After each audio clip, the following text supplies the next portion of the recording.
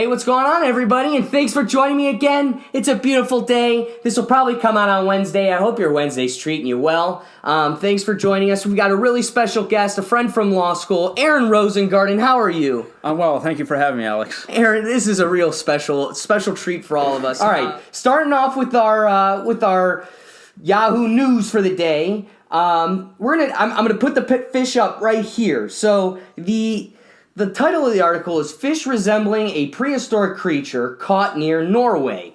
Now, Aaron, when you look at that picture, does that look like anything you'd be excited? Like, that looks like right out of a horror film. Yeah. I mean, that looks like something I've never seen, and there's a lot of specimen of fish. So the thing that stood out to me the most about this article was, okay, yeah, I picked it because it's a creepy looking fish, and I love fishing, and how fun would it be to catch something like this? I mean, does it look strong? Does it put up a big fight? I don't know. But if there's one thing that's for sure is that sure as hell does not look appetizing. And when you get to the bottom of this thing, so first off, this fish can be found, 2,600 feet deep in the ocean, and it took this man 30 minutes to reel it in. But the real kicker is, this stems from a shark that's 300 million years old, but since the fish was already dead, so the guy caught a dead fish. They literally just throw all this in at the end. Right at the end is sentence 2 is, since the fish was already dead when it was caught, Lundahl, that's his name, Lundahl, took it home and fried it up. Next sentence. Surprisingly, the creepy catch didn't taste as bad. So not only did they catch a dead fish that looks like it's like a brain out of a horror movie, but then they fried it up and ate it too. Yeah, no.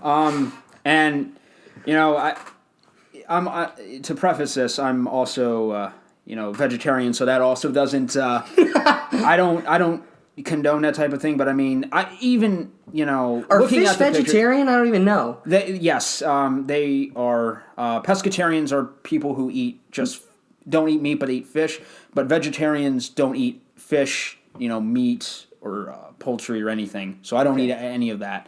So I gotta ask, are you vegetarian because you like the cows, or you're vegetarian for health reasons? I'm vegetarian for ethical reasons as well as for health reasons. Ever since, kind of getting off on a tangent, but that's okay. Mm-hmm.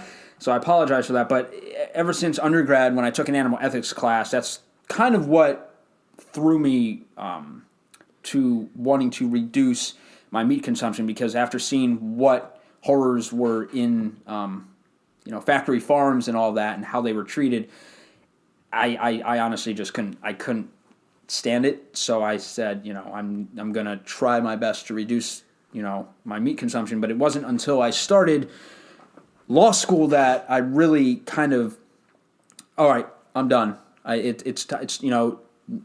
ex broke up with me, and I'm like, I want to change, new atmosphere, what have you. And my fiance now, she was very instrumental in actually helping me educate myself on how to have a vegetarian diet. So it wasn't just me, it was a lot of her as well. And she's been vegetarian since she was 10. So she knows all the tricks and tips. But but that fish, no. Even looking at it, that's not something I would eat. And to me, it should have been preserved, in my opinion. Yeah. Because, I mean, if it's something that's we haven't seen before. Yeah, I mean, and it's a great point. It's a relative 300 million years old. Now, that to me is a fossil almost, but it's, I think it should have been, preserved in some way, because, I mean, we're looking at a lot of new species. Every year there's always something coming up, and I feel like that probably wasn't the best thing to do. Right. Because you don't know what is even in it. So do you know what Kobe beef is? No, I do not. So Kobe beef, the only reason this made me think of it, so Kobe beef is like one of the most expensive cuts of steak that you can have. And what they do is they cut the cow in half. They take this slab of meat and they put it in they cover it in salt, and then they put it in a type of room that has specific types of like temperature and like precipitation in it to where it molds over, but to not completely to decompose. Yeah. So literally, they let it sit in there for like 15 years. I could tell you, I should know exactly, but it sits in there for years. Let's see if this will tell me real quick. 103. Oh, okay, so 10 years. They'll let it sit there for 10 years. It gets black, decay, it decomposes, and literally this whole cow decomposes into there being a cut the size of a fillet inside. That's the only cut of meat that hasn't decomposed, and apparently it's the greatest tasting thing ever. So the only reason I bring that up is, hey man, maybe this is like some Kobe ratfish. We don't even know. It looks like a catfish, or the name looks like, it's a ratfish, guys. Who gets excited about taking home and frying up a ratfish? But it could be some Kobe ratfish. You never know. Yeah, nah, not for me. Here's the best part. Not for me. Wrapping it up, here's the best part. The last sentence of the entire article is our buddy Lundell, and he goes, despite the ugly appearance, it was really tasty. It's a little bit like cod, but tastier. Oh, yum. Guys, look at this thing. Yeah, no. All right, so moving on. That was fun. Some great news, I guess. I don't even know if it's something to get excited about, but Chipotle adds a new menu item nationwide for the first time in 3 years. Thank God, because they shouldn't have even added the cheese to begin with. Did you try their nacho cheese? Nope. They had to keep twerking the recipe because they couldn't get it right. Everybody hated it.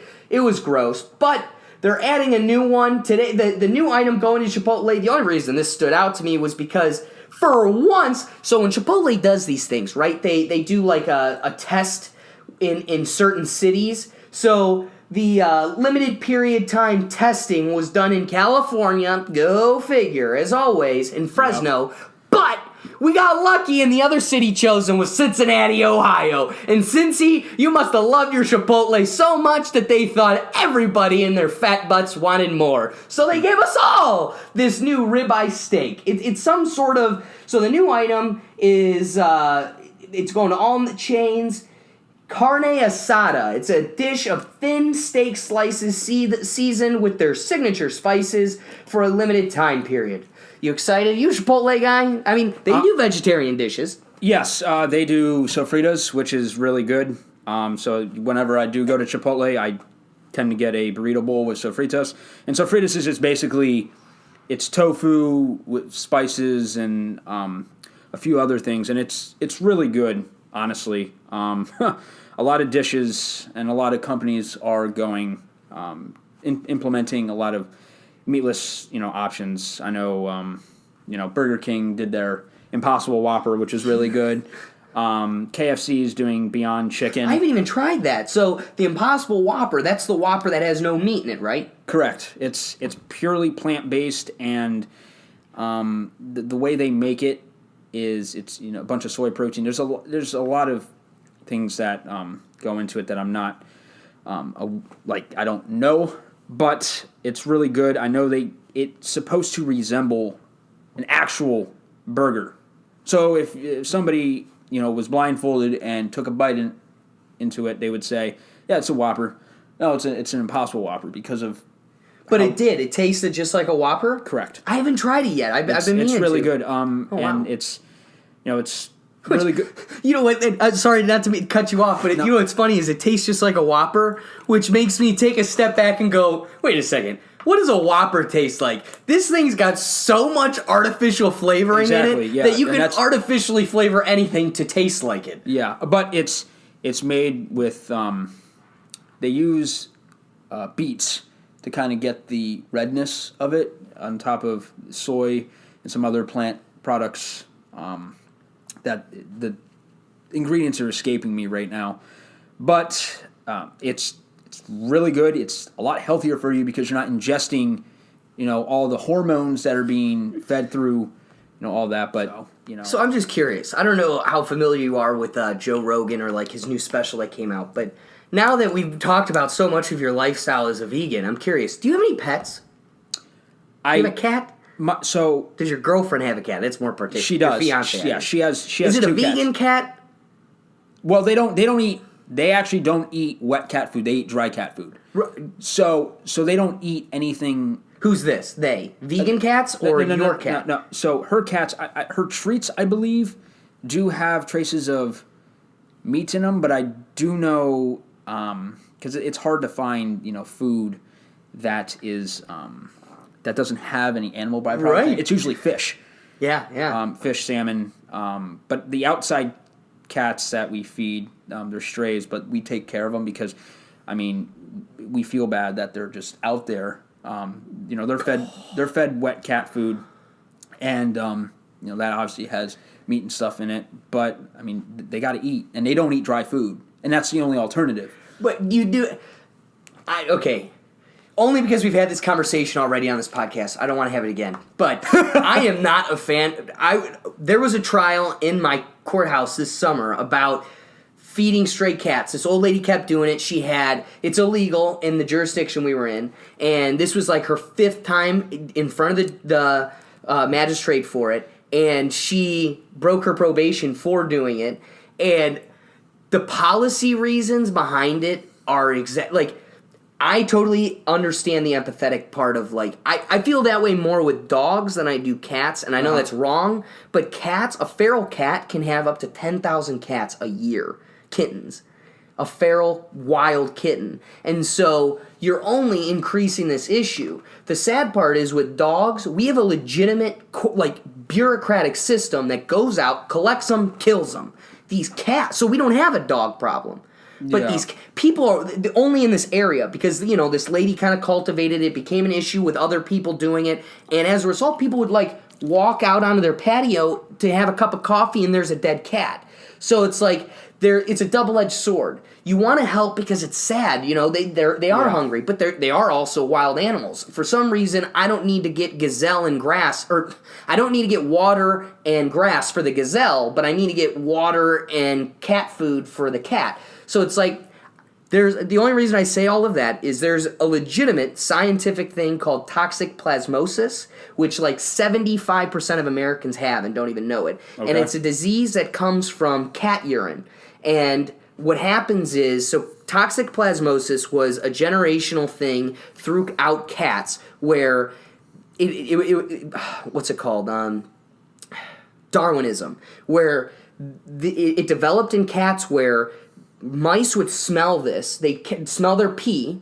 They'd catch toxic plasmosis, and then it rerouted the rat's brain to be sexually attracted to the smell of cat piss. So they would go and... So literally, it was a Darwinistic evolution to bring their prey to them. So in light... There's these theories now that... Because so many Americans have toxic plasmosis, that there's probably a good... There's a good connection to a human's obsession with cats to them having probably toxic plasma. And I'm not saying that's in any regard at all. I'm just saying it is weird. Cats have this thing that I'm afraid to get sick of, and I might have it, but I hate cats so much that there's probably a good chance I don't have it. But also it's I can see, I don't want that disease. I can see the issues that breeds, but also at the same time I have a heart. And it's this cat looks adorable. I feel bad. I want to take care of it. It just sucks that it's a double-edged sword. I wish, we could have some kind of systematic... I don't want a systematic thing that we have for dogs where we're just killing them all. But at the same time, when a feral cat's having 10,000 kittens, it's this is a problem that will never go away if we're keeping them alive. Yeah, and one of the issues is, especially in Philly, where she's staying at right now for school, it's nothing but kill shelters, and that we don't want to take them to a kill shelter because we don't want that because we don't. I don't blame you. We don't believe it. Or even if you call up the game warden to get them, where's the game warden taking them? Yeah, to the kill shelter. And so we've been trying to find homes and stuff, and it's difficult. But to your point with the woman kind of being charged with that, I take issue with that only in the sense that number one, why.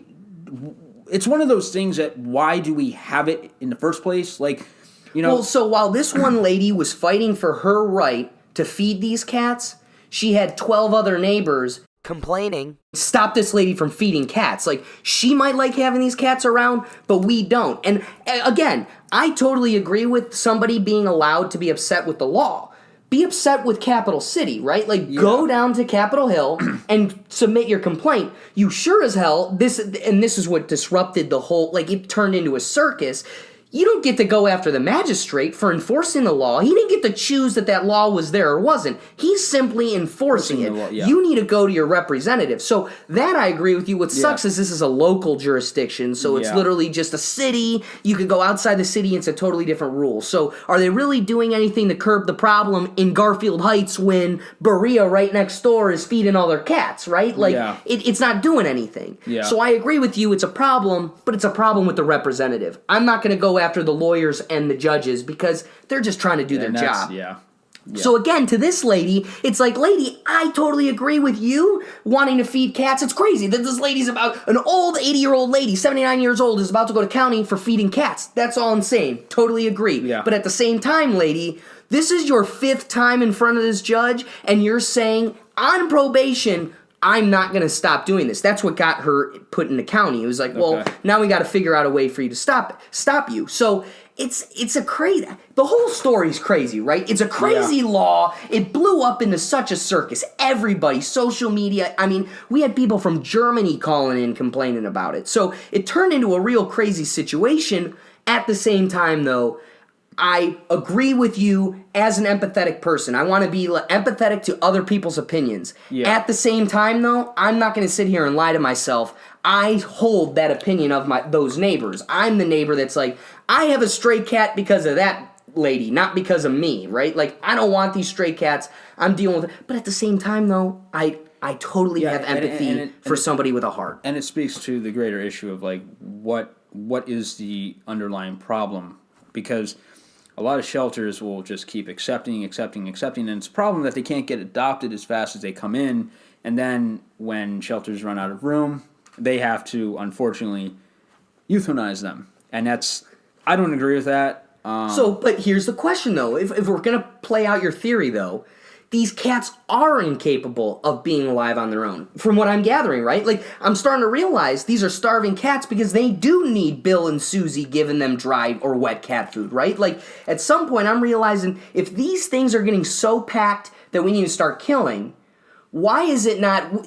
For some reason, we don't have this issue with squirrels, right? Like, man, somebody get the peanut butter because we need to get this nuts to the squirrels because the squirrels are going to die. It's either we've domesticated cats for too long to where they can't be wild, but what we've learned is dogs have been... There is no animal more domesticated than a dog, and a dog can easily become a wild animal and get into the pyramid and cycle of the chain, the food chain. Yeah. So it's just interesting, like, what is going on with cats to where humans have now taken up an obligation to where they can't live on their own? Why? I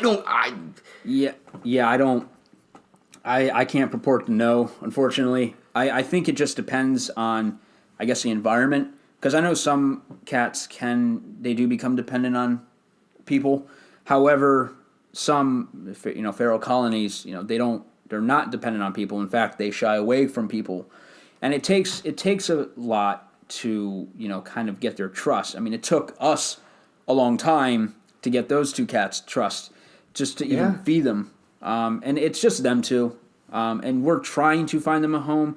And again, the issue is, it's part of a big problem. I don't have the solution to that. Right. And I mean, it's hard to pinpoint, okay, what is going to work to do this? I mean, dogs, cats, what have you. I mean, I'm a bird person, so I mean, that's my obsession is birds.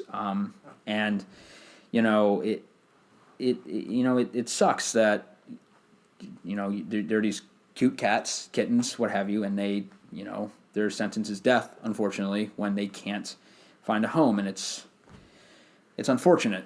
But so I'm just curious. Literally, I agree with everything you said. Just playing devil's advocate.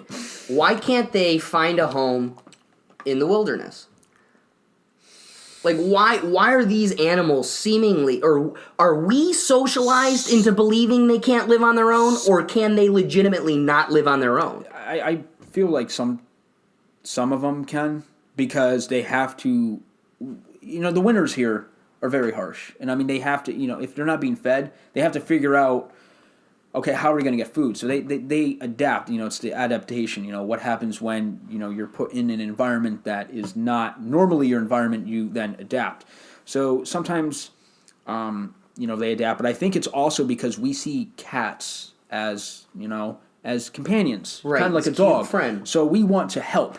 Right. So, and that's why I think sometimes they get dependent on, human interaction, but it makes sense that, somebody sees them, it's like, it's so sad, I want to do what I can to help. And I think, and that's what our position was. Right. Like I said, I totally agree with your point. Like, I am in no means and I'm disappointed the way I kind of proposed my questions made it seem as in any way I would demonize. In no way, right? No, like, I understand. That's a great thing you're doing. I totally support it. I guess on my flip side of it is, the sad part is, we're talking about an animal that I think is probably the meanest animal to its core, right? Like, find me an animal meaner than a cat. You haven't met a bird then. That's true. That's fair. A bird just doesn't care. Birds can be very, very terrible. I mean, I've seen people get like bite marks all over their hands and face. That's why cats eat birds, right? I don't know if that's a myth. They don't? They do, but I mean, like, that's not what their go-to. They like small things, and birds being small. Like, if you have a budgie, for instance, yeah. But if you had a cockatoo, no, those things are huge. Yeah, I mean, like, sometimes they would test their luck and they might try to go after it, but I think it's like the predator prey kind of. That makes sense. I can see that. But I don't think that some of them would go out of their way and be like, oh, like the same thing with like, mice. Yeah, right. Do they do that? Yes. But is that their natural inclination? It depends. Again, environment. So, and I'm not a vet. I'm not an expert. So what I could be saying could be completely wrong. But this is all from your understanding. This is based on observation and my own understanding of things. Well, so we got derailed on cats, bringing it back. So the topic was Chipotle, adding a new item. The item was, again, thinly sliced, seasoned thinly sliced slices of steak seasoned in their signature spices.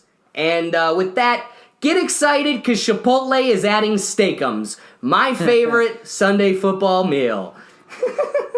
All right, so real quick. This dude is so gross and so annoying. I'm tired of saying his name. I'm tired of him being a part of my podcast. And I'm tired of him taking up our time. But at this point, he's sucked up so much of our existence that we can't not address it. So, since Antonio Brown has been brought to the Patriots, there has been, before his first game as a Patriot, there was an allegation of somebody that knew him from high school. A female came out anonymously and accused him of sexual assault.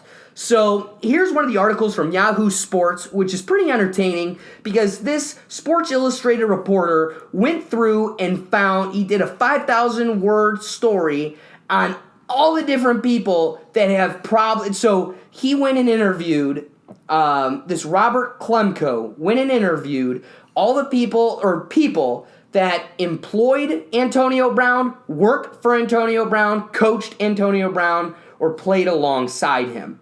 And this was and how all of them have terrible stories about him and how he's just a terrible person. One of them was Brown was approached, so for some type of charity, the charity hired this girl to paint a picture of him naked. He liked the picture so much that he bought it. He goes, how much are you selling it for at the auction? She said $450. He goes, I'll buy it for $700. Never ends up paying her, but asks her to come over again and paint him for a personal painting, bigger, for $1,000 every day she works. So there was one main encounter with Antonio Brown at this time where she was painting him. He approached her from behind, naked, with a cloth on him, and tried making moves. And she just said, I'm used to it, so I just ignored it. And then he just let it go and moved on. So I don't know, that's not good, obviously. Don't shoot the messenger. I ain't making any points on that. But at least he stopped. He shoot your shot, but he got denied and went back to his little cloth. So he got in trouble with that one. Then he had a doctor that he hired in Pennsylvania. So this is for work. He was playing for the Steelers. He was like, I'm going to hire you to be my personal doctor because he liked him so much. But he was talking about how childish Antonio Brown seemed to the doctor, and the doctor.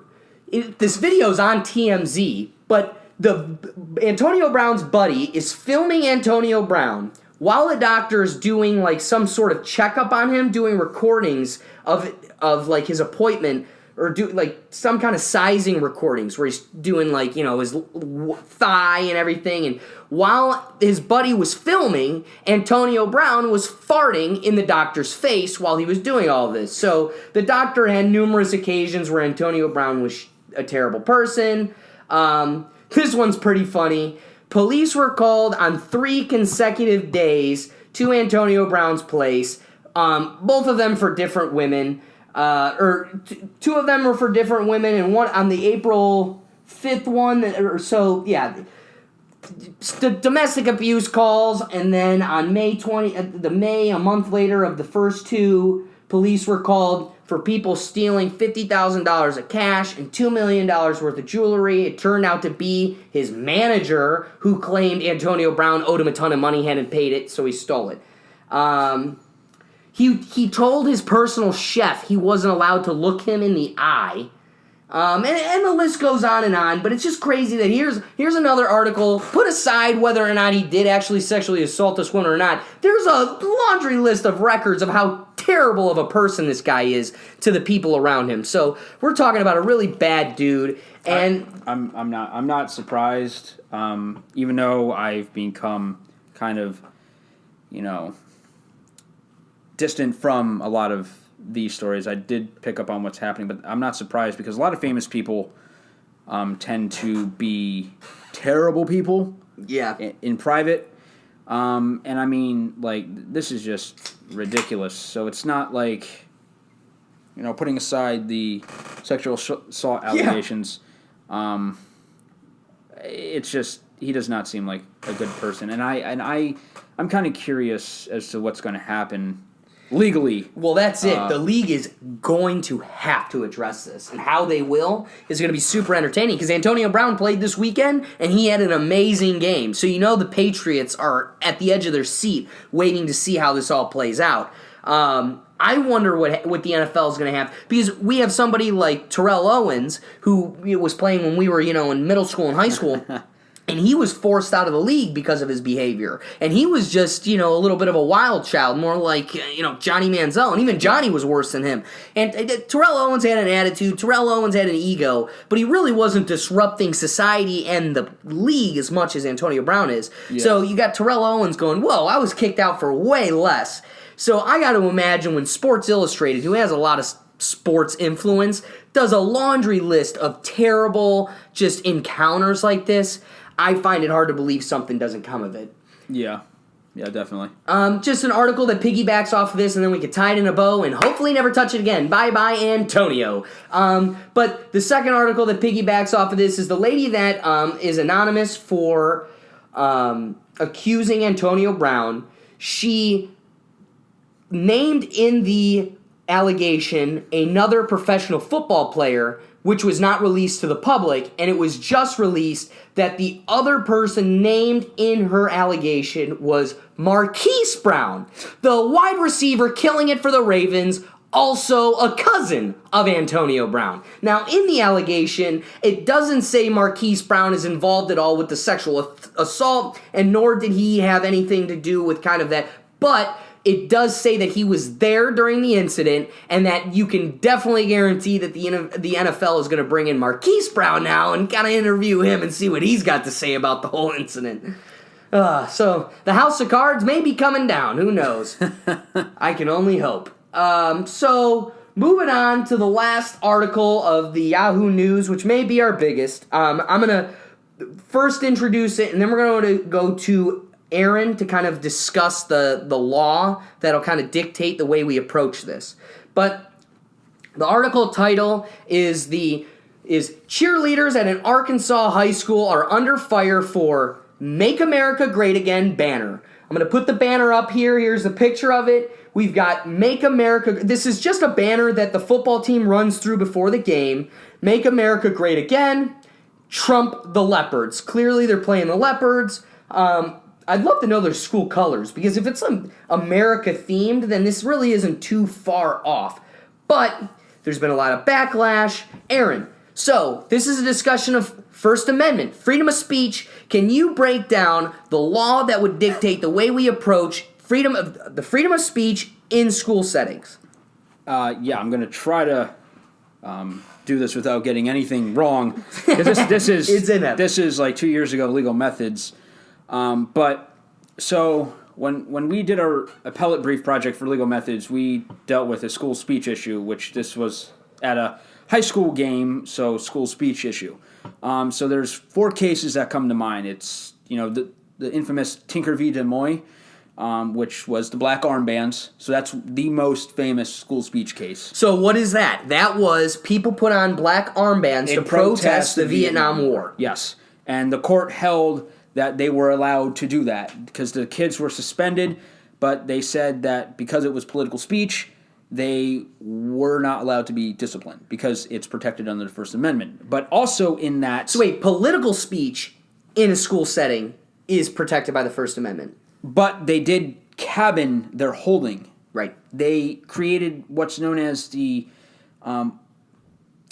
substantial disruption test. If it substantially disrupts classroom activities, then there is an issue. If it does not, then you're okay. Correct. So the Supreme Court also carved out several other exceptions. So you have Morse v. Frederick, and in Morse, that was dealing with speech that bong hits for Jesus, baby, that promotes drug use. And real quick, these guys were holding a sign it was a school event, and they had a sign that said "Bong hits for Jesus." Yes, I believe it was a race, and the student, while the camera was panning over him, he held up the sign, and what a jerk. He got disciplined, and then he fought it. The Supreme Court held no, because it promotes drug use, and schools have a policy against promoting drug use. So they cabin the free speech in that. So you cannot have speech that promotes drug use. Hazelwood was another case. And in Hazelwood was dealing with school-sponsored expressive activities. And in that case, it was a school newspaper. Basically, the court held that the school could discipline the students because they were the speech at issue was published in the school newspaper, and the school newspaper was overseen by, faculty and the administration. So they had direct control, and they were allowed to censor that. So which one was that again? This was Hazelwood. So the dictating law on that one is because they had supervision of faculty members, they were allowed to... They were able to censor. Yeah. Because they employed the Tinker test, and basically that they said that the school may refuse to lend its name and resources to the dissemination of student expression. So the school's name is obviously implicated in that. They didn't want to be tied to what was published. In general, like if you're going to discipline somebody, it has to be reasonably related to the pedagogical concerns. So again, with the material disruption test, that's what the court had in its mind. So kind of tying the free speech issues with this, I can see where, yes, can it cause a substantial disruption? It can, because the whole MAGA and Trump is very polarizing. But the thing, when you look at it at its whole, Right. It says Trump the leopards. They are playing. It's a play on words, and this is the thing that I take issue with is something that can seem so innocuous gets taken out of context many times. So sayings that were once that we would say juvenile or not innocent, that were innocent. Now, because of a figurehead or what have you, is no longer innocent, and I'm sitting here thinking, well, why? Like, why is that? Like, not everything, has to have racial undertones or has to mean something. It can just be as innocent, and it's a play on words. It's like joking around, right? So, as I was reading the comments, and a state rep, I loved his one comment saying, "Chill out, it's funny, it's play on words." Yes, God forbid kids use political slogans to make a joke about beating a team in football.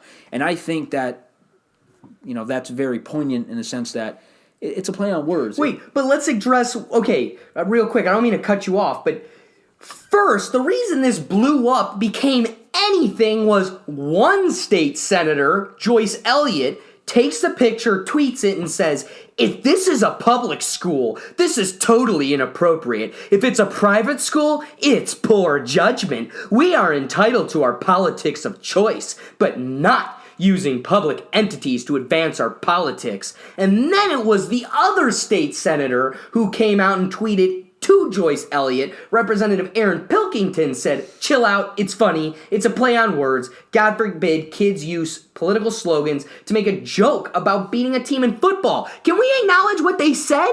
They said our president's name and his slogan. One, I got a problem with people being upset with MAGA to begin with. Like, I get it. I get how people can see there's sure, whatever, I'll lean into your liberal game. Okay, yeah. But at the end of the day, let's just take the statement for what it is. Do we want to make America crappy? Am I missing something? I feel like as a group, as a tribe, I understand that it is the political game to divide us and pin us against each other, but wouldn't it make sense that, us as a tribe of 350 million would want to make it great? And then the fact of the matter is, he may not be your president, you may not like him, go ahead and get your tissues for another year, but at the end of the day, the name Trump is your president. Deal with it. Yeah. I guarantee if Nixon, the last name Nixon, had any connotation, if it meant, I don't know, beat or be better, and we said Nixon the leopards, nobody's going to say anything. It's because we're hyper-triggered right now, hypersensitive, looking for something to be upset about, and we know that this is a tag that you are allowed. The media, your peers, all the people in your corner that are crying with you have told you that this is, without a doubt, something you're allowed to be triggered by. Before, there's gray areas where, Dave Chappelle's comedy special. Some people are like, yeah, you're allowed to be triggered. Other people are like, I'm not going to be with you. You're alone on this one. I support it. But undoubtedly, there's a group of people that have made it undoubtedly you're allowed to be triggered by the name Trump, anything that associates with him, and it's without a doubt racism. So it's just funny, what is really wrong here? But again, Aaron, let's go to Aaron's tests that he gave us. Is it political speech? Yes. So it should be protected. But would it create a substantial disruption? Without a doubt. Which is a darn shame, but it's totally true. But I would kind of draw the line in the sense that they're not even, political speech is advancing, in Tinker, where they were like, no, we're protesting against the Vietnam War. We don't support this. That was overt, very overt with the black armbands. This, however, isn't support. Yeah, it's not like saying vote Trump 2020. Yeah, but I mean it's using a catchphrase. It's like using any catchphrase that has been made famous either by a TV personality or a show. People say catchphrases all the time, and yes, the issue that people have is they hear it and then it's immediately problematic because, it invokes racism, this, that, and the other. I'm like, well, it only does that if you make it seem like that. So yeah, if I had to compare, obviously, obviously this would seem a lot more innocent than, your example. But I mean, But I mean, you can tell that it was meant in good fun. And Right. I mean, you know, the issue when I was reading this was it talked about how was it Malvern is about, I believe, 30% African American, and I'm just sitting here thinking, okay, but I can't, just looking at it by itself, I can't see how that is, you know, problematic. I mean, there's a whole host of people that, you know, support Trump, and, you know, even, you know, there are African Americans that support Trump. I mean, the problem I have with media is that it tends to distort things to get a rating. Yeah. You know, that's what they do. That's why when people look at media, you know, I had to look at this article like on several different sources just to make sure nothing is spun, because Right. that's what they do. They spin things to play to people's emotions, and people don't look at certain things. Yeah, people say things, and Trump has definitely said things that were off kilter, and his person, if he should probably hire somebody to do speeches for him. But, you know, that's, you know, because some of the things he says is off the wall. But you know, again, these kids were just, you know, just playing on words. There is nothing. Well, so what was there was one other piece of law that we didn't really discuss, and it was the nexus piece. What is that again? There needs to be a substantial nexus. There has to be a sufficient nexus connected to the speech to the school. So this being a football game, yes, on school property Yeah. would be enough of a nexus. Yes. My thing, I just have a heart. This is a problematic piece of speech because it's quote-unquote racist. And my thing is, I think it's a disillusion promulgated by the media that it's only racist if the person's using it in a racist way, right? Yeah. Like, there needs to be ways where people can use language that isn't racist, right? I'm not saying the N-word, but I'm saying make America great. Like, I feel like it's such a leap to turn but it's been going on for so long, so much, that it's become real. It's because of the person. It's because of Trump behind. And he does nothing to help, right? Like, he does nothing to help the situation. Yeah, and I mean, and like I said, you know, a lot of the things he says can be construed in a lot of ways, and I can see why, you know, people can draw a parallel, but I also think that you can't look into things and read too deep and try to assume and like make something that it's not. But again, playing devil's advocate against myself, because it's very clear, you know, where I have my opinion on this. But if we are going to talk about Tinker, there is a very legitimate First Amendment argument that this would create a substantial disruption in the classroom. Whether or not it means what they say it means, there's people interpreting it that way, and Yes. it's without a doubt going to cause a substantial disruption. And I think what is interesting is, you know, it's after hours. Football games are typically, 8, 9 o'clock on a Friday night. Yep. So yeah, can it stir up some discussion in the class? Yeah, but I don't think it's going to incite a riot. You know what I mean? And at the end of the day, I'm sorry, that's the reason why I have this podcast. Is it really that damning, that terrible to have people have these kind of conversations? Like you just said, it might provoke some conversation, but, well, maybe we need to have that. Maybe we've isolated ourselves in our corners for too long. And this is unfortunately why I went from being so ingrained in politics, you know, when I first started getting involved, to now, you know, other than lack of time due to law school, Right. It's just, I'm just so tired of just the nonsense that's been going on, you know, with the media, and it's just been getting worse and worse, and I just, you know, I've become almost disillusioned, if you will, from, like, even following it, because it's like, you know, it's going to be the same Once you old see story. the wizard behind the curtain, Yeah. it isn't as mystic as it was. And it's the same thing like with media. Like you see things like, I know I was watching one of your other podcasts, and you were talking about Kim Kardashian, and honestly, you know, she irritates me, and it's like I don't need to know that what she is doing, what her and Kanye are doing, or you know what these celebrities are doing. Like I don't care. Does it affect me in any way? But no. Find me a magazine in a grocery store that isn't 100% indulged in that, right? Like, no, that's what the masses are just, again, it's entertainment. Eating up like Kobayashi. They're just, oh my God, Jennifer Aniston, why is she still single? You're just like, yo, none of this is important. At the end of the day, though, I was listening to somebody talking about how there will be a Kardashian representative very soon and how they're setting themselves up for it. And I was just, it's a very interesting perspective, but that's why Kim is going into law. That's why she's heading the reformation of the justice system. And you will probably see her sister, the youngest, who's the self-made billionaire, whatever her name is. Kylie?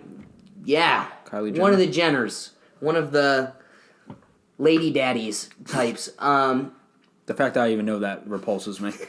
I'm going to be honest with you. I was really proud of myself. I forgot. I was like, yes! It repulses me, but that's just, you know... It's sad. It's shoved down your throat. You can't avoid it. Even on Facebook, it's, you know, you see new, like, these weird pop-ups and, you know, like these ads and whatnot that are, you know, you talk about something and, Facebook, there's an ad for that. So I'm sure there's going to be something. You know what? I don't think I've talked about it on this podcast yet, so I'll bring it up. But me and my dad did a test. I told him that our phones are listening to us all the time, that they're doing that so they can advertise towards us. Yeah. And he thought I was so crazy that we did the experiment. I was like, Dad, we don't own a cat. We'll never own a cat. We're going to sit here and talk about for a couple days how we need to get the cat food. Just with our phones off, screens off, locked. But our phones are out, and we're like, hey, make sure you don't forget to get the cat food. We need to get the cat. And both my dad and I started. We never Google searched it or nothing. Yeah. We just talked around our phone, and we started getting advertisings for cat food, which never happened before. And to kind of piggyback off your point, my fiance and I were talking. We like Indian food. We love Indian food, and there's. What's your favorite? I'm a tikka masala. I'll go for that. I'm a paneer tikka masala type of guy. There we go. So we were talking about it's called roti, and it's a type of bread. Ooh. And it's she was talking about somebody that she knew, I think she dated, and he was talking about how he invested about $5,000 for a roti matic, and we never. Wait, how much? $5,000. Yeah. To make I don't know. I can't justify it. That's too much money. But the very next day, there was an ad for that, and it's like, this needs to stop, because it's like, you know, that's how they're getting to us, is they're looking at, other than our search history, they're listening to us. So I'm not surprised that you had that experience. It's kind of crazy that you can talk about one thing, and you know, a bunch of ads pop up. I mean, we were looking at wedding venues, and what happens on Facebook? Ads for wedding venues and weddings and stuff, and it's like, it's crazy. I'm so tired of ads. Well, we kind of got a little derailed, but what's sad is when I pull up Snapchat, there is an innate like piece in me where I still end up clicking on some of this crap. Where you see it, you know it's total baloney. It's something you don't need to know. Like, oh my God, see the crazy, sexy girl that Leonardo DiCaprio was on his yacht with, and you're like, click. And the Daily Mail gets me almost every time. And when I start going through that stuff, there's nothing that makes me more disgusted in my existence than getting caught in that trap where you're like, I just spent 10 minutes looking at literally nothing that matters. Nothing in this had any value, and I get so drawn in, and I could see how it sucks people in. Look at how one of the biggest booming television industries is people who are obsessed with, you know, the housewives, and it's all these like, that show's not teach you anything. That show has no value. It's not like an entertainment thing. It's literally just Jersey Shore for me. I can't shove that crap in my head quick enough. And it's like, that stuff is so dumb. Yeah, I never, I remember when MTV was actually like MTV, music television, and then they started adding all those reality shows. I'm like, no, because it's as you said, it's dumb. Right. It's like, what's the point of this? And I don't watch TV, but that's beside the point. Like, not getting the benefit out of it, but it's as you said, it's entertaining to certain people because people, with various personalities, just that's what they do. It's like gossip. Some people, want to be on the up and up with gossip. I mean, it's to me, it's not a way to live. It seems to me that it's just, more stress. It's unnecessary. You don't need to be in somebody else's business. But the problem is, we live in a day and age that's so technologically advanced in the sense that your location on Snapchat, for instance, can be pinpointed if you allow it.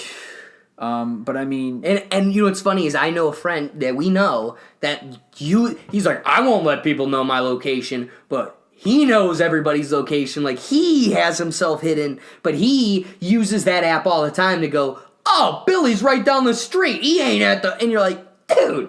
And yeah, you're right. We just willingly hand over our privacy. It's because of the generation we grew up in, right? Like, at 11, you signed up for Facebook as soon as it was out, and you were like, click, I accept to everything.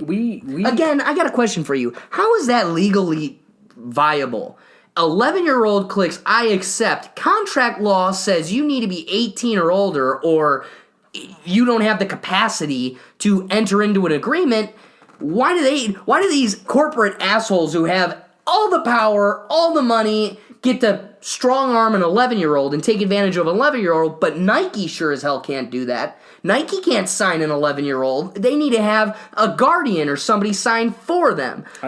I think there would be an administrability issue in the sense that, because those websites. There's no way of knowing. Yeah, there's no way of knowing who is behind that, their age. People are going to lie all the time. But if you're face to face with somebody, you're definitely not going to be able to. Wait, but that's why we're not allowed to sell alcohol online, right? Like, you're not allowed to. Exactly. So maybe Facebook needs to do something like that. Like, why does Smirnoff get in trouble if some kid circumvents the system by hiding behind a screen, but Facebook doesn't have to face the music because they're worth 10 times as much, billions and billions, and they've got their hands in the government's pocket? It's also free, in a sense that you don't have to pay anything. Oh, dude, but then I'm coming back to you. It's so far from free. These guys are tracking. That GPS is running 100% of the time, so they know Aaron Rosengarten's daily routine. And they go, wow, Aaron goes to the UPS office twice a week. Start throwing them UPS ads. They literally are GPS tracking you. Yeah. If that isn't a cost, I don't know what is. Listen, I may not be giving you my dollars, but you make your money on my time being on that site. Yeah. So now, time is money, baby. I'm paying for this with my time, my energy, my usage. And what's sad is you got Facebook out here going, wow, we did all these secret studies that we didn't release to anybody, and it's all our personal information. What did we learn from those studies? Oh, we learned that if we upset this person and disrupt their mental health and make them upset, they use it more. Oh, I guess we need to add to our algorithm pissing people off way more. So now it's just Facebook upsetting people because it makes you use it more. Yeah. That's not right either. It's like they're trapping you. Yeah, and that's why Facebook and Zuckerberg were kind of under fire with that whole incident with leaking the information being sent to a third-party source. I was following that briefly, and it just it was what was funny and amusing on that is, before I get to that, one thing that struck me is how in depth these ads run. It's I actually didn't know how ingrained it is, but now having experienced it and firsthand, when you look up something, it pops up on your Facebook, or you have all these ads, you have all these videos that show up. I mean, even on YouTube, it caters to your likes and interests, your subscribers, and it kind of generates a suggestion list. And it's like, wow, That's ridiculous, but And it knows your life. Like, when you come across someone that you just met, you're like, whoa. Like, in college, I had that all the time, right? yeah. That person was never in my suggestions. I met them, and then I'm like, whoa. Yeah. Like, Billy didn't even exist in my realm, and now they're in my suggestions. Yeah, and it's happened here. I have suggestions that aren't even. I have no mutual friends, and I'm like, I don't even know you that well. So it's like, why are you even on my suggested friends? I don't know you, so I'm like constantly deleting, remove from suggestions, and it's just, it's just ridiculous. We are so ingrained with technology, and to kind of go back, to our original point, like we grew up, at the start almost of cell phone technology. I remember when my mom had a bag, like a car bag phone. I remember that. Like, and so I remember distinctly, like, when cell phones kind of became, they weren't these big bricks. It was, oh, you can flip. Oh my God, that's so cool.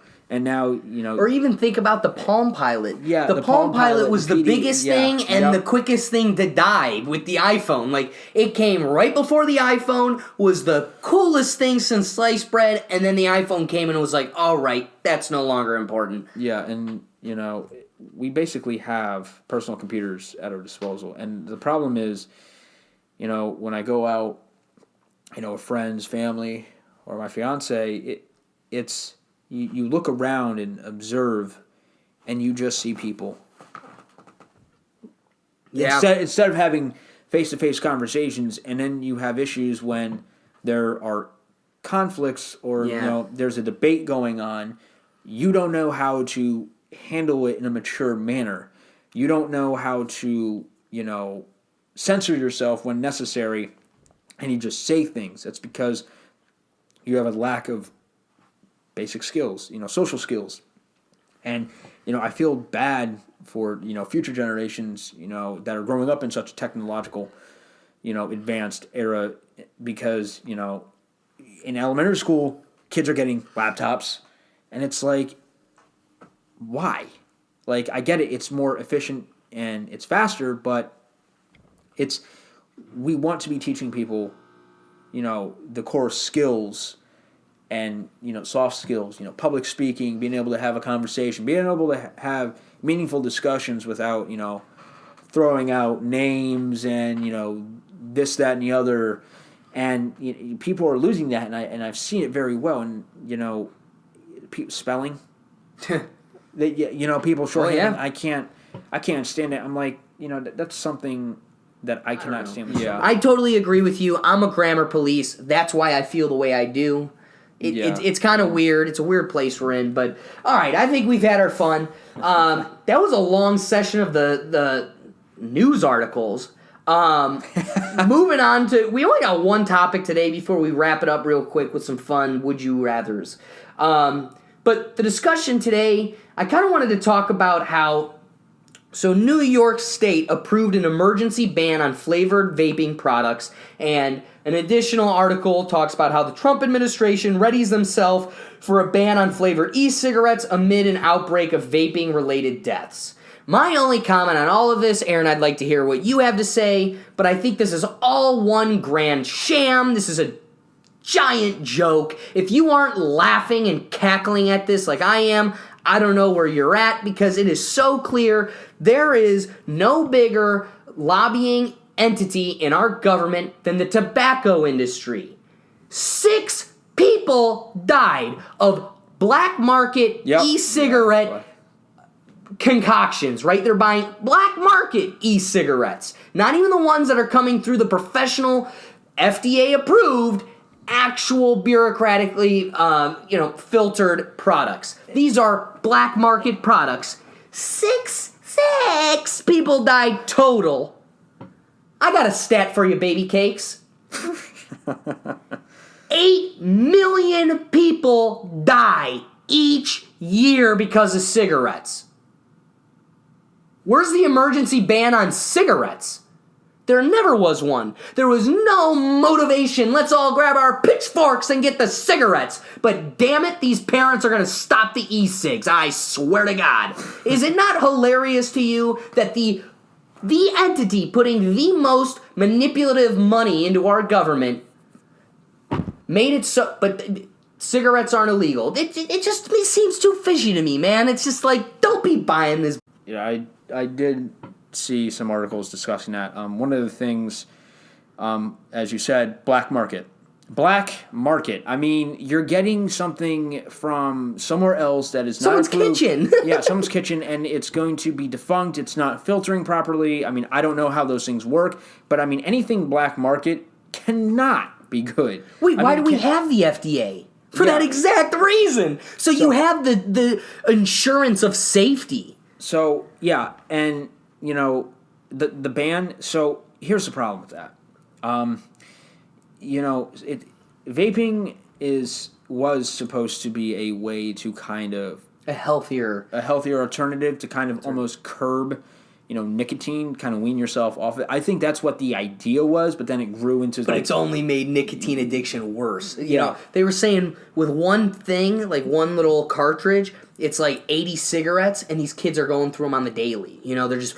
Yeah, and that's just, and the thing with science, and I'm not going to subscribe to what have you, but like any type of science, there's always going to be science that backs one side up, and there's science that backs another side up. So there's, you know, science that backs, okay, yep, these are bad, terrible, chemicals, X, Y, and Z, don't do it. Then there's science that says, no, that's wrong, it does this, this, this, and that. It does not do that, but again, you know, it's science. It conflicts, you know, there's nothing. But see, even outside of that, right? So there's scientific conflicting. I totally agree. But outside of that, one thing that's irrefutable that I do see problematic that the e-cigarette industry, or kind of just the social implication of e-cigarettes has promulgated, is you kind of have younger kids smoking more at a younger age. Yeah, it's easier for them. You know, now these kids are taking a bunch of hits, going into school, and they're fine. Whereas before, these kids had to sneak behind the school before school, smoke a cigarette, not smell like cigarette smoke, and like now it's as easy as it ever could be. It's the easiest to get. You can pretty much get it mailed to you, and it's easy to hide. It's easy to, you know, not smell, and it's also easier to get addicted and get more. So I see there's definitely an increasing danger for the youth, because the way the internet works, the way it's socially being promulgated and propped up, I get it. At the same time, though, I feel like it couldn't.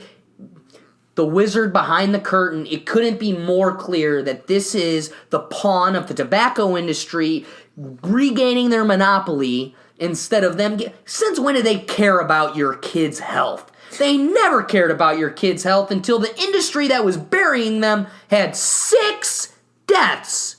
Compared to the 8 million a year, 6 motivated us to get something done.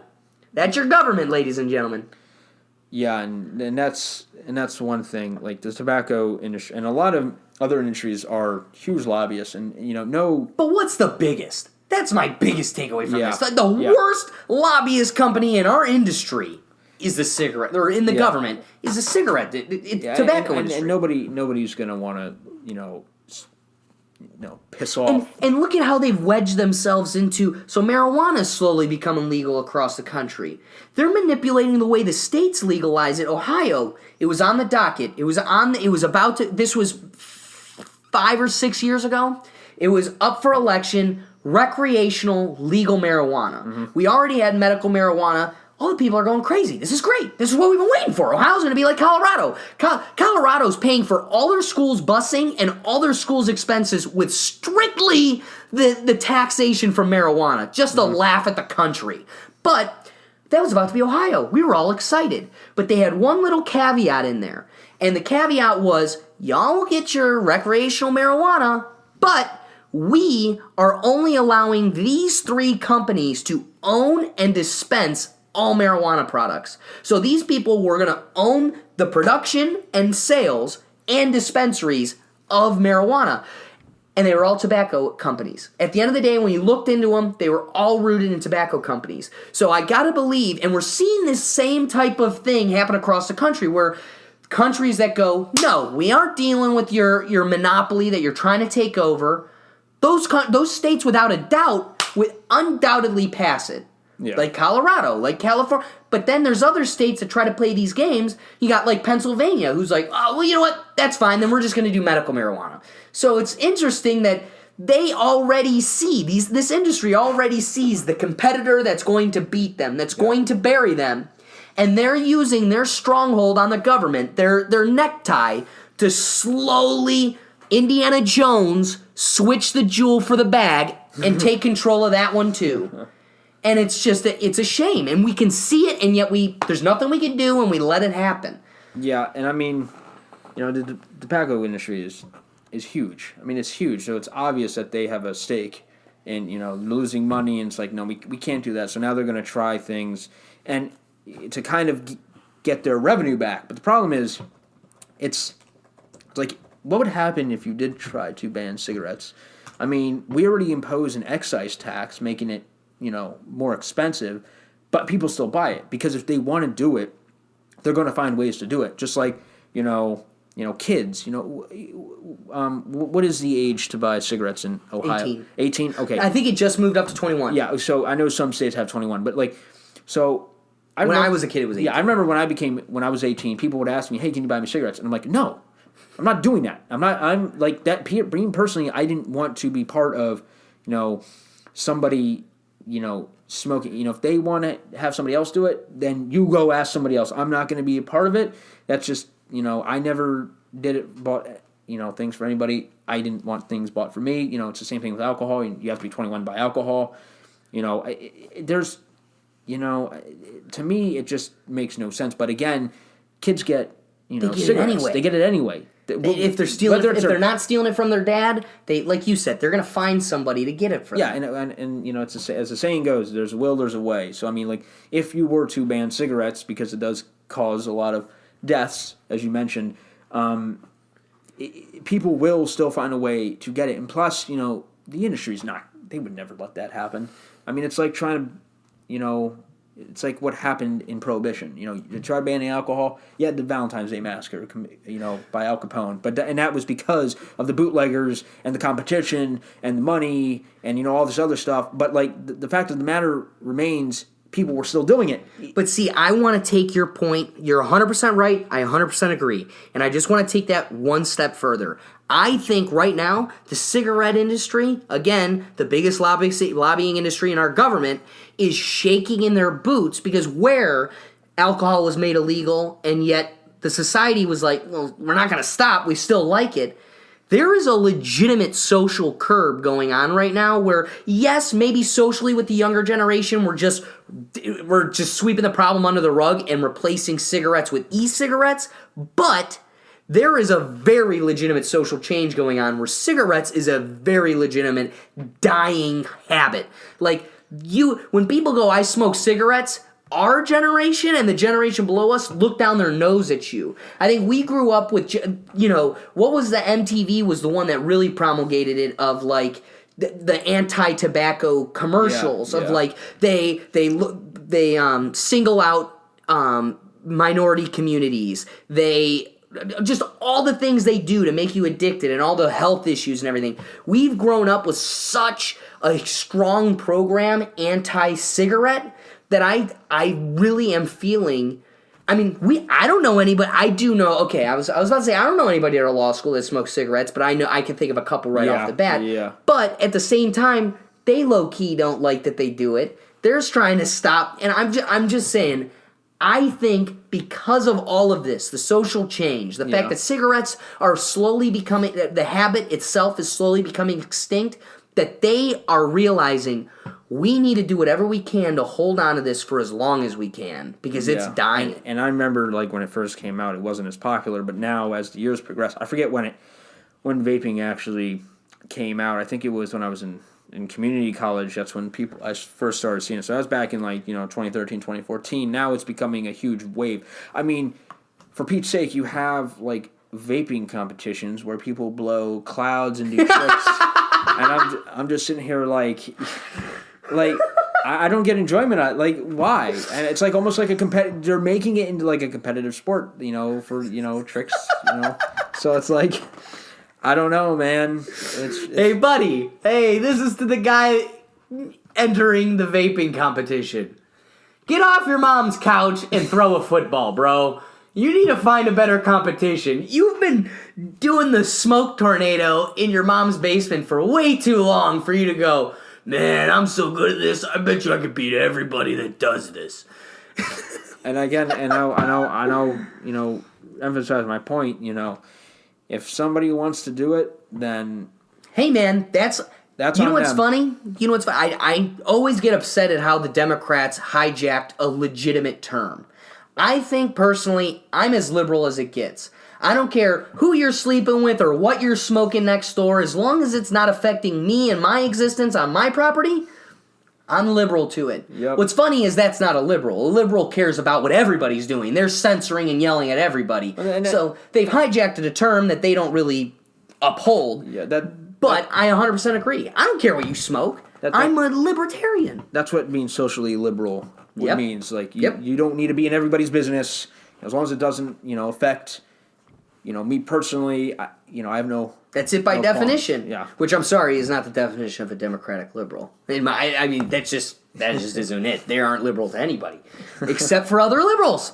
All right. Also, just a thing, if you haven't seen it, it was something I watched in grade school. I think it would be really fun to pair with this conversation. Have you ever seen Thank You for Smoking? No. Amazing movie. Absolutely incredible. It's about a gentleman who is a cigarette lobbyist who won't smoke cigarettes, totally against cigarettes, but man, there's nobody better at wheeling and dealing and making deals and promulgating this product. He himself knows, I would never do this, but thank you for smoking because I'm making the bucks. It is an amazing movie. Wow. It's from the gentleman, I can tell you his name right here from IMDb, but it's the gentleman that played Two-Face in The Dark Knight. He was amazing. Aaron Eckhart. Definitely, please go check it out. I think it's like a wine with your steak. It's a very great red wine to go with this conversation because I think it complements it perfectly. Amazing movie. But Aaron, I appreciate you having these great conversations. I think we need to lighten the mood up before we send this baby off. All right. Would you rather the aliens that make first contact be robotic or organic? Organic. Really? Definitely organic. I 100% agree. Because why? Because when you think of aliens, now again, this could be a misnomer in a sense, but when somebody thinks of aliens, you think of the green extraterrestrials. You don't think of robots, but and that's I guess kind of why. I guess I'm kind of biased in that sense because I'm always thinking, okay, well, aliens have to be organic. I mean, you see a fungus or a bacteria.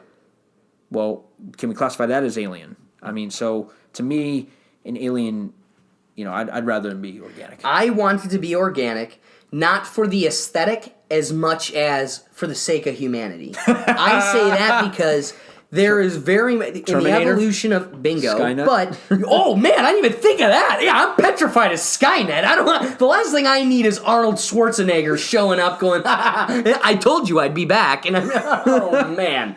Yeah, that point, in addition to, if you look at the evolution of the human race, it's very clear that we are progressing to being the organic being inside of technology. Yeah. If you were to take a macroscopic view of the Earth, we are the little sludge organic brain that moves these cars around. Like we want to put glass eye, literally computer eyes in our the way we are progressing as a species. We're trying to put. You've seen the fake videos, vines and stuff of famous YouTubers. It's fake, but they're pretending that they put like a robotic arm on themselves. Here's a camera that comes out of my arm, and it's like, but that's appealing to us because I think that is where we're going to go, the Google Glass. And so I want it to be organic because I want to know that AI isn't taking us over. Yeah. Because it looks like that's where it's going to be. We are going to be the side piece to the machines. We are making our predecessor, and they're going to they're not going to need us anymore. So either I want it to be a cyborg where it's a guy who's got robot arms and, an eyepiece, or I want it to be completely organic because there's a very good chance we're going to be useless and it's going to be a robot like, why are you still here? I want to talk to your charger or the Challenger, Yeah. So. All right. Would you rather lose the ability to read or lose the ability to speak? Ooh, that's terrible. I mean, I'd rather lose the ability to read. I think only because if you're a good speaker, you can get away with a lot more than being a bad. Yeah, but not being able to read, I mean, that kind of affects. Both of them affect the professional. Hey, man, that just means you're listening to a whole lot more books on tape. Yeah, I'd have to say. I'm not going to stunt my intellectual growth, but I also don't want to be like. I mean, I don't mean to make. I'm just saying you could be a lot more persuasive and influential with your words than you can. Plus, how many people know how to sign language? Yeah, you wouldn't be able to communicate with enough people. Life wouldn't be fun anymore. Yeah, and I mean, I think there's, I know there's apps and stuff that can help with that, but I mean, again, it would be difficult. Very difficult. It's almost like, what would you rather lose? Sight or hearing, and it's like I would rather lose hearing. Yep, because I can't. Because I mean, God bless the people who are blind and are able to get up and be optimistic because and I guess that's biased because we can see. But see, I think it would be easier. Your point holds water when you're somebody who had sight and lost it. Yes. If you never had sight, you don't know what you're losing. Yeah. This is the only type of existence and reality you know. So you only make do with what you got. Yeah. If the fact that this is so heavily reliant, so important to of individual's existence, having that and losing it would be detrimental. Yeah. So that I agree with, insofar as if you had sight first. Yeah, and I mean, and again, with the whole thing with technology. I mean, there's advancements. There are people who can put on glasses and can see color. There are people who have who are blind, and then I forget what it is. There's a lot of technological advancements that enable people to kind of experience things that they were not able to experience, since birth, and that's kind of it's good that that's happening, but then where do you draw a line with technology? Because I mean now we're having lifelike robots and stuff like that. I've read articles about the one that's an actual the girl, the female one that's a citizen of the Middle East, a Middle Eastern country. She's a citizen? Yes, I kid you not. A robot? Yes. What is the robot's capabilities? Is it an AI? It's an AI, and it's very lifelike. I forget the name of it, but it. What? Yeah. That is the craziest thing. Now, it is the very. If you've seen a robotic woman, you've seen this Sophia. I'll put a picture of Sophia up. But you've definitely seen this videos of her, and she's it's creepy how intellectual and real, very real she is. But she's been a citizen of the Saudi Arabia. Yeah, Saudi Arabia. If there's a country to do it, it'd be Saudi Arabia with the tallest building in the world coming up soon. Saudi Arabia is trying to be just ahead of everybody. That doesn't surprise me at all. Wow. And it's Here's my question, Sophia. Do you are you able to comprehend that you are under Sharia law? Like, you're a citizen now of Sharia law. Like, can an AI comprehend that? The question is, do you put in the coding of an AI, Sharia law is good and embrace it? Or is this an independent, autonomous thinking AI that was like, sure, I'll go with Sharia law? Or, because I gotta believe anything that's autonomous would be like, wait, what? Yeah, I'm good on the Sharia law. I'll be a citizen of my, I'll be an expat before I go and be. Yeah, so, I mean, I thought that was, I wanted to mention it wow. earlier, but, yeah. That's crazy, dude. Yep. I can't believe this person's literally a citizen. This person. I just talked about a robot. Literally, I just talked about my iPhone like it was a person. I can't believe this iPhone X is a citizen of Saudi Arabia. Wow. That's crazy. All right, last question for you. Would you rather be in jail for a year or lose a year off of your life? So to me, that almost sounds the same in a sense that if you're in jail, you kind of almost lose a year off of your life.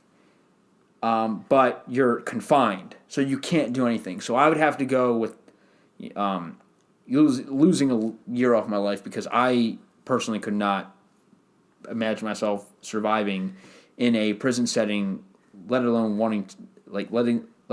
being in there for a year. Like I can't imagine that. And the type of person you come out. So like I had the same theory. I was kind of playing with the theory, right? Like if you were going to live for 90 years, would you rather just live for 89 and have the same life, just 1 year less, or live for 90, but one of those has a very impactful life event? Yeah. Now, I was thinking the theory would be maybe you want to live till 90, that way you just got 1 more year of experience, wisdom, and knowledge under your belt. Like, you can read books, I was hearing, you always hear how in jail those people are like the most knowledgeable criminals ever on how to continue to be criminals, like be professional criminals.